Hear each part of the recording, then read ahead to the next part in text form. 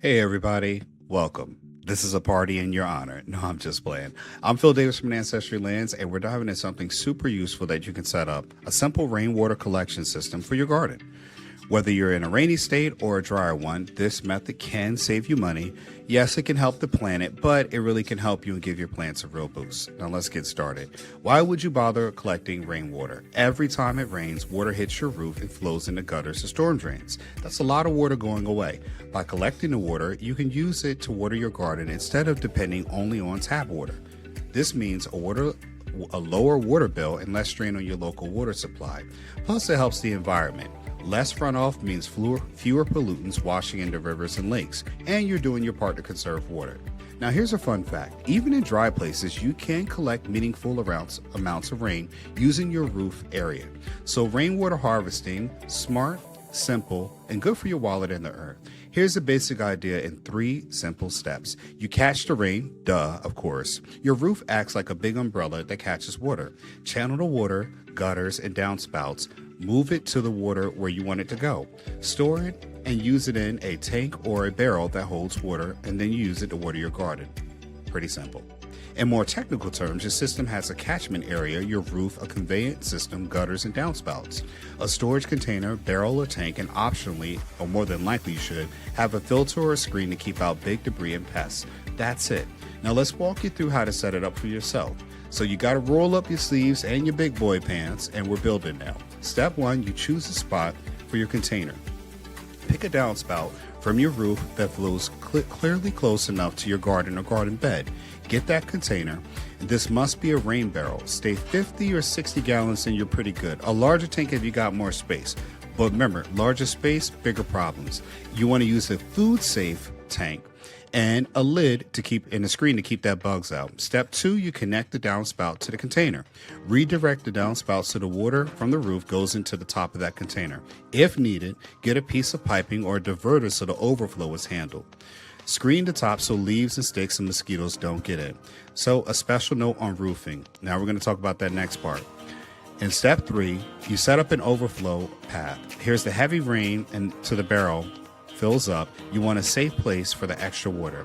Attach a hose to the overflow outlet so it flows away from your house into another garden bed or part of the yard. This prevents water damage to your house's foundation. Key importance. Now you're going to add an outlet where you want to use the water and install a spigot faucet near the bottom of your rain barrel so you can attach it to a garden hose or filling watering cans. Elevate that container a little bit on bricks or blocks and helps gravity give you a better flow. If you like, you can add a simple hose and run the water directly into your garden irrigation system. Now, you got to protect those gutters now. Make sure the top are covered and screened. Contamination and mosquitoes are a risk, so left open, you want to make sure you don't do that. Non-potable water, and it's not for drinking because the water is for plants, not drinking unless you treat it carefully. So regularly clean your gutters so leaves and debris don't clog up or pollute the water. Now, you're going to use the water for your garden. When the water bottle has the water, use the spigot or hose to water your plants. Because it's rainwater, it's often soft, low in minerals, and many plants like it.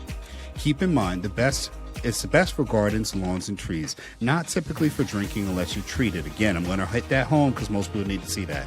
Now, here's an important extra piece. If your roof is made of certain material, and your roof is your collection surface, the material has harmful chemicals that can leach into the water. It can affect your garden or safety of your water. I know people are going to say that. It's already covered it. Don't give me anything. Some roofs are treated with fire retardants or biocides, especially wood or cedar shakes, and those chemicals can wash in your collected rainwater. Older asphalt single roofs, especially pre-1980, have issues. Lots of granules that can wash off, and adhesives coming off that grease, and maybe even be asbestos in very old ones. Some metal roofs are great, and if they're galvanized, so you want to make sure they don't leach any zinc. If they're copper roofing, the copper may leach into the water or plants. Safer alternative and what the expert says.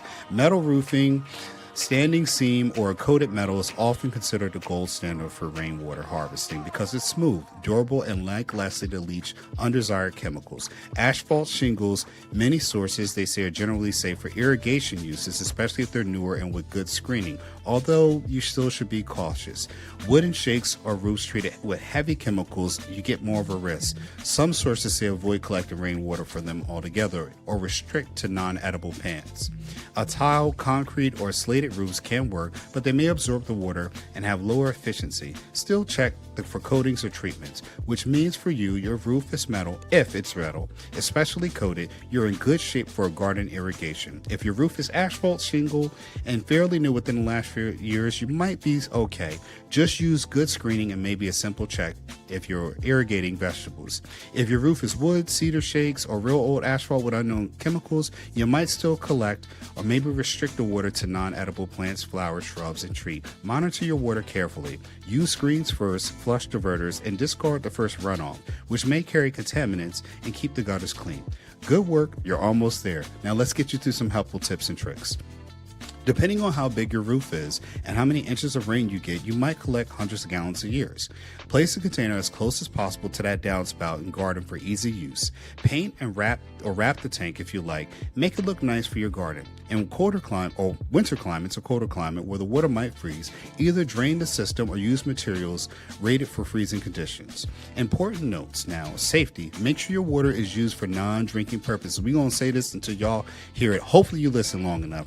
If you do, you're going to use filtration treatment and treat your water because most rainwater is non-potable. Check your local rules because some states do not allow you to collect rainwater and some municipalities are stricter too. Clean your gutters and screens regularly so debris and leaves don't spoil. Make sure the container is stable on a level surface full of water because that gets heavy. Remember the roof material in section 4. Make sure your surface is safe for you to adapt accordingly. And that's how you set up your financial system. All right. Your water bills will be lower because you're using free rainwater and you're social emotional. You'll feel proud that you're doing this because you're smart for your home and your garden. It's empowering. So see your plants thrive using your harvested water. Your environmental legacy, you're building a legacy of sustainability. And if you've ever passed this down, future generations will benefit from this system too. You're teaching stewardship of resources, exactly what Ancestry Lands is all about. There are two sides, the good things and the bad things to watch out for. You want to save money and you save water. It's easy to set up and basically a rain barrel system is good for plants and good for the earth. The things to watch out for are upfront costs. Even a simple rain barrel can cost you something that you'll need to budget for. Containers, spigots, and non-fittings, maybe downspout diverters, can be a little extra maintenance too. So you'll need to keep things clean, check for leaks, and screen debris. There's storage limitations. If you collect more than you use, you'll need space for overflow. You won't want to collect all that rainwater and then try to figure out later what to do with it. And you want to make sure your roof quality is not treated with chemicals, or you might face water quality issues. Your regulations, in some cases, local codes may restrict or define what rainwater is collected or how it's used, but you always want to check. And the benefits always outweigh the drawbacks because you're going to do certain things that can help lower your water bill, make it safe and easy for your garden. Now, you want to make sure you set up everything that we talked about: spigot, overflow, catchment systems, cover your screens, and make sure you use the water for your garden. You could be up and running in a weekend and start seeing your plants thrive instead of your wallet grow. Thanks for watching. By setting up a rainwater harvesting system, you're doing something smart, simple, and meaningful. Remember, we're all about promoting generational wealth through land ownership and financial awareness everywhere. If you found this helpful, make sure you like, share, and subscribe because we're going to give you more content by building land. Happy harvesting and happy gardening, and I'll see you in the next one. Hi everyone, you can easily contact our office today to get your first purchase of vacant land with no credit check and no want paperwork process. Just reach out to Ancestry Lands today.